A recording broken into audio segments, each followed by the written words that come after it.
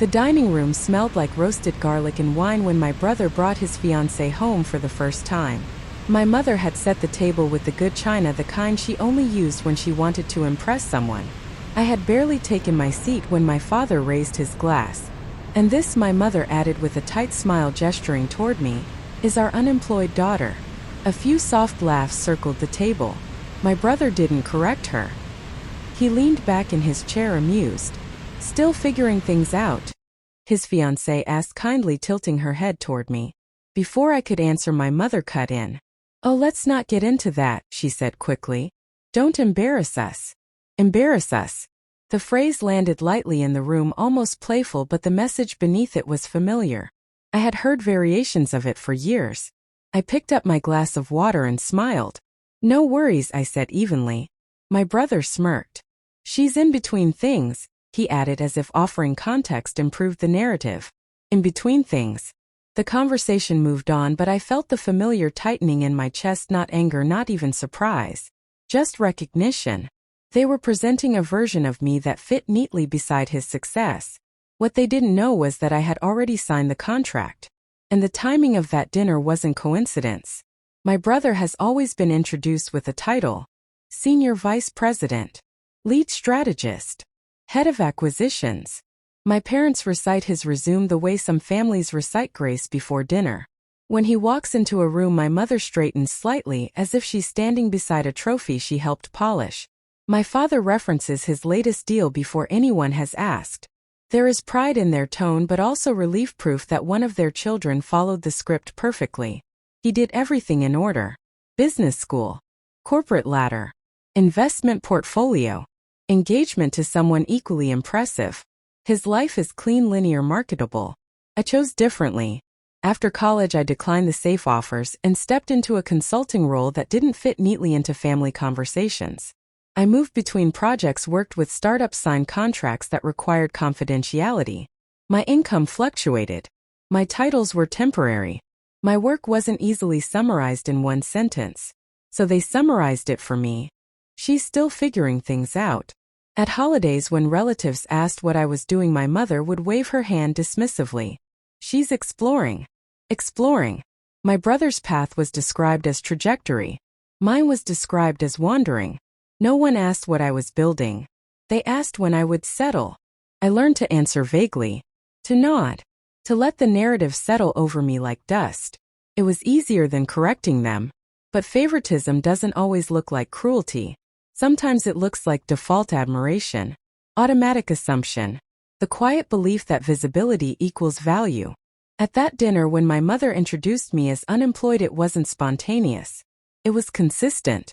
They had already decided which story belonged to which child. They just hadn't updated the script. I never corrected them because correction would have required disclosure. My work didn't fit into neat introductions. I consulted for early-stage companies, negotiated equity stakes instead of fixed salaries, and stepped into projects where discretion was part of the agreement. My contracts often included clauses that prohibited public discussion. My income wasn't linear, but it was deliberate. I wasn't wandering. I was positioning. There were months when I worked from home, laptop open at odd hours, calls scheduled across time zones. My parents saw those months and interpreted them as instability. They didn't see the negotiations, the strategy sessions, the advisory roles behind non-disclosure agreements. When I left my last visible corporate position, my mother panicked. "You quit?" she asked, as if I had stepped off a cliff without looking. "I transitioned," I replied. But without a title she could repeat to her friends, transition sounded like unemployment. They never asked about equity structures or board seats. They never asked why certain calls had to be taken in private, or why some emails were answered with unusual urgency. It was easier to categorize me as uncertain than to inquire deeper. My brother once told me, half joking, "You should pick something stable." Stable. As if I hadn't been calculating risk more carefully than any of them realized. The truth is, I signed agreements that would mature quietly over time. Stakes that required patience. Influence that operated behind closed doors. I chose leverage over applause. But because I never announced it, they assumed it didn't exist. And assumptions, once repeated often enough, begin to sound like fact. It wasn't the introduction that lingered. It was the laughter. Halfway through dinner, my brother's fiancée turned to me again, clearly uncomfortable with the earlier dismissal. "So what do you actually do?" she asked gently. "I'm curious." For a split second the room quieted. It was subtle, but I felt it the way conversations tilt when something slightly inconvenient enters. I began. "Oh honey," my mother interrupted, waving her fork lightly in the air. "Let's not get into that." A few chuckles followed. "It's complicated," my brother added with a grin. "She's between things." Between things. The fiancé smiled politely, unsure whether to push further. My father cleared his throat and changed the subject to market performance and real estate trends. Everyone moved on. Except me. I picked up my glass and took a small sip of water, allowing my expression to remain neutral. Years ago I might have corrected them. I might have defended myself, clarified, insisted on precision. But defense implies insecurity. And I wasn't insecure. I watched their comfort settle back into place. The narrative had been reinforced. The successful son, the uncertain daughter. It was almost efficient. Humiliation doesn't always arrive loudly. Sometimes it's disguised as humor. Sometimes it hides behind the phrase, "Don't embarrass us." The fiancée glanced at me once more, curiosity still in her eyes. I offered a small smile, because correcting them publicly would have satisfied their expectation of instability. And I had already learned that timing matters more than volume. The laughter faded quickly, but the moment did not. I could feel it against the lining of my handbag the entire evening. A small rectangle of thick matte cardstock. Heavy. Intentional. Earlier that week I had signed a contract that required months of negotiation. The kind of agreement that doesn't trend on social media, but quietly alters trajectories. I had accepted a senior advisory position with a regulatory consulting firm specializing in mergers and compliance oversight. The firm's latest client portfolio included companies in my brother's sector, including his. The contract had been finalized 3 days before that dinner. I hadn't told anyone. Not because it was a secret, but because it was confidential. The announcement would be made publicly once the acquisition review period began. Timing has always mattered. When my mother laughed and dismissed me as unemployed, my fingers brushed the edge of that card inside my purse. The title printed beneath my name was not decorative.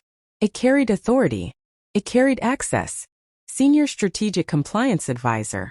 My role was not operational. It was evaluative.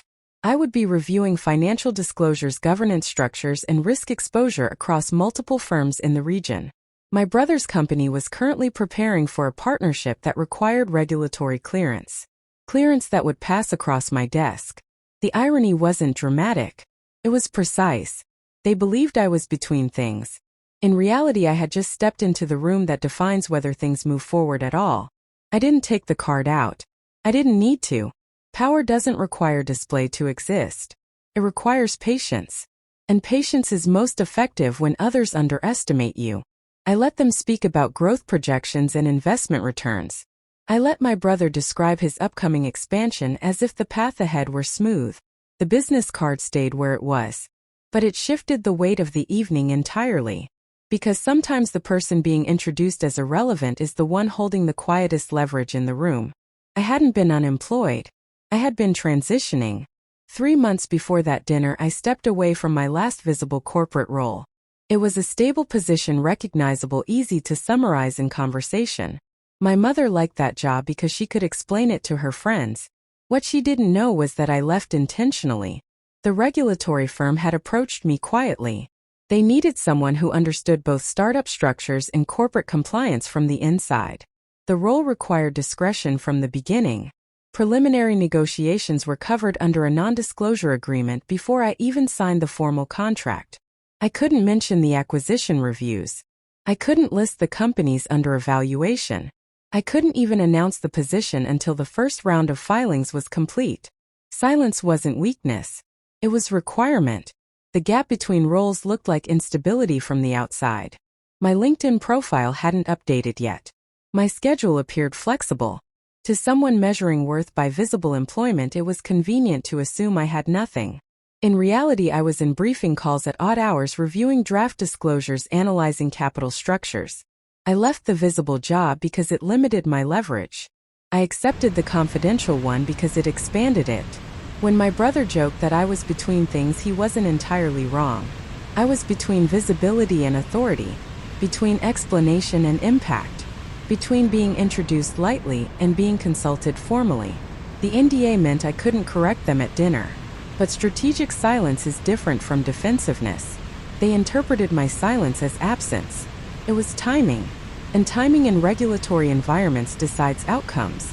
So I let them speak, because disclosure without necessity is just noise. And I knew necessity was coming. It happened in the kitchen. While my mother refilled wine glasses and my brother launched into another explanation about projected growth, his fiancée stepped beside me at the counter. "I hope I didn't offend you earlier," she said quietly. "I really was curious." Her tone was different now, less polite, more sincere. I studied her for a moment. She wasn't mocking. She wasn't dismissive. She was evaluating. "I consult," I replied evenly. "For what kind of companies?" "Corporate compliance and regulatory review." She paused. "That's specific." "It has to be," I said. She leaned slightly closer. "In this region?" "Yes." There was a subtle shift in her expression. Recognition, perhaps. She worked adjacent to my brother's industry. She understood how tightly regulated acquisitions had become. "Interesting timing," she murmured. "It usually is." She glanced toward the dining room where my brother was describing an upcoming partnership. "You review mergers?" she asked carefully. "Among other things." I didn't elaborate. Silence hung between us, but this time it felt electric rather than awkward. She straightened, smoothing her dress. "That's impressive," she said softly. I offered a small smile. "Not everyone needs to know everything at once," I replied. When we returned to the table, her demeanor had changed. She listened differently now, measured the conversation instead of laughing through it. The room hadn't shifted. Yet it was my brother who reopened the subject. "So what exactly do you consult on?" he asked, casual but pointed, after noticing the subtle shift in his fiancée's tone. The table quieted just enough for the question to feel intentional. I set my glass down carefully. "Regulatory compliance," I said. "Specifically mergers and acquisition reviews." He smiled lightly. "That sounds abstract." "It isn't." My mother shifted in her seat. "Let's not turn dinner into business." "I'm not," I replied calmly. "You asked." My brother leaned back. "Which firms?" "I'm bound by confidentiality," I said. "But I can tell you the sector." He gestured for me to continue. "Mid-size corporate partnerships seeking regional expansion," I explained. "Capital restructuring. Governance oversight." He went still. The confidence he carried moments earlier softened into calculation. "You're joking," he said lightly. "I'm not." I reached into my purse and placed the business card on the table, not dramatically, just deliberately. He glanced at it, then looked again. Senior Strategic Compliance Advisor. The firm's name beneath it was one he recognized immediately. His company had recently announced exploratory talks with a partner requiring regulatory approval. Approval that would pass through my firm. The air changed. "You're involved in that review?" he asked, no longer smiling. "My team is." "And you didn't think to mention that?" "You didn't think to ask," I replied evenly. My mother looked between us, confusion replacing amusement. "What does this mean?" she asked. "It means," I said calmly, "that accuracy matters." My brother's posture shifted from relaxed to alert. "You're not reviewing my company personally," he said. "I review compliance frameworks," I answered. "And I don't adjust standards based on dinner conversations." His fiancée said nothing, but her expression had sharpened. The laughter from earlier felt distant now. "I assumed you were between roles," he said. "I am," I replied. "Between being underestimated and being consulted." Silence settled fully this time. There was no anger in my voice. No triumph. Just clarity. For years they had introduced me as unfinished. Now they understood that my quiet had been contractual. And contracts, unlike family narratives, carry enforceable weight. The hierarchy didn't flip loudly. It shifted structurally. And everyone at the table felt it. No one laughed this time. The energy that had filled the room earlier, the casual confidence, the easy hierarchy, collapsed into something thinner. My brother stared at the card still resting on the table. He didn't touch it, but he didn't look away either. For the first time that evening he wasn't presenting. He was processing. "You're part of that review cycle," he said slowly, more to himself than to me. "Yes. And you didn't say anything. You didn't give me space to." My mother's expression had shifted completely. The dismissive warmth she wore earlier was gone, replaced with something closer to alarm. "Is this going to affect him?" she asked carefully. "It depends on compliance," I answered. The room held that word differently. Compliance. It wasn't dramatic. It wasn't threatening. It was procedural. And procedure doesn't bend for family dinners. My brother leaned forward, now elbows on the table. "You wouldn't let personal things interfere," he said. "I wouldn't let personal things excuse structural issues," I replied. There was a difference. His fiancée broke the silence first. "Regulatory reviews are objective," she said quietly. "They're not personal." Exactly. The hierarchy that had existed for years, successful son, uncertain daughter, was no longer intact. Not because I raised my voice. Because I clarified my position. My mother looked at me as if seeing me for the first time. Not as a placeholder in comparison to her golden child, but as someone with defined authority. The silence stretched long enough for the shift to settle. No one dismissed me again. And no one laughed. Dinner ended without confrontation. No one stormed out. No voices were raised. My brother didn't accuse me of overstepping, and I didn't gloat. The plates were cleared, the leftovers packed, the conversation redirected toward neutral topics like traffic and weekend plans. But the tone had changed.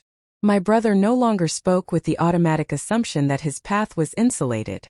His questions were measured. His jokes quieter. When he referenced the upcoming merger again, he chose his words carefully. My mother, for the first time in years, asked me directly about my work. "What does compliance review involve?" she said, not dismissively but with genuine curiosity. I answered briefly. Not to impress. Just to inform. There was no dramatic reckoning. Just recalibration. The power shift didn't humiliate anyone. It clarified boundaries. My brother didn't apologize. He didn't need to. The awareness was visible in the way he carried himself as he left that night. And I didn't demand acknowledgement. I had already received it. Not in applause. In silence. The kind that follows understanding. For years they had spoken about me as if I were incomplete. That narrative ended without spectacle. Because sometimes correction doesn't require confrontation. It requires context. And context had finally arrived. The shift didn't happen overnight. But it happened. In the weeks that followed, my brother called more often, not to explain his achievements but to ask questions. Measured ones. About regulatory timelines. About documentation requirements. About risk exposure. He didn't reference that dinner directly. He didn't need to. Our conversations carried a new balance. My mother stopped introducing me with qualifiers. At a small gathering 2 weeks later, she said simply, "This is my daughter. She works in corporate compliance." No hesitation. No apology. No joke. It was a small sentence. But it held weight. My brother also adjusted in subtler ways. When discussing his company, he spoke less about expansion and more about structure. He mentioned due diligence more than growth. He asked my perspective without framing it as curiosity. Respect had replaced dismissal. Not because I demanded it. Because it became necessary. My daughter's position in the family dynamic shifted too. She was no longer the quiet sibling trailing behind the successful one. The comparison dissolved naturally when the metrics changed. There was no revenge. No dramatic victory speech. Just proportion restored. The narrative that once placed me below had been rewritten without argument. And the correction didn't damage anything. It refined it. That dinner didn't transform my family. Clarified it. For years they had confused visibility with value. Titles with authority. Income with influence. It wasn't cruelty, it was assumption. The kind that settles in slowly and feels normal until something interrupts it. I don't resent them for it. I resent the silence I once accepted. There's a difference. I could have corrected them years ago. I could have insisted on explanations, defended my choices, announced my achievements publicly. Instead, I allowed their narrative to exist, because I didn't feel the need to compete. But silence without context becomes permission. And permission becomes identity. The truth is, I was never unemployed. I was simply not performing my resume for family approval. What changed that night wasn't my career. It was their awareness. I don't need applause. I don't need them to understand every contract I sign or every strategic move I make. I need them to stop assuming, because you don't owe explanations to people committed to misunderstanding you. You owe yourself alignment. And sometimes alignment requires letting them believe you're behind until they realize you've been ahead the entire time.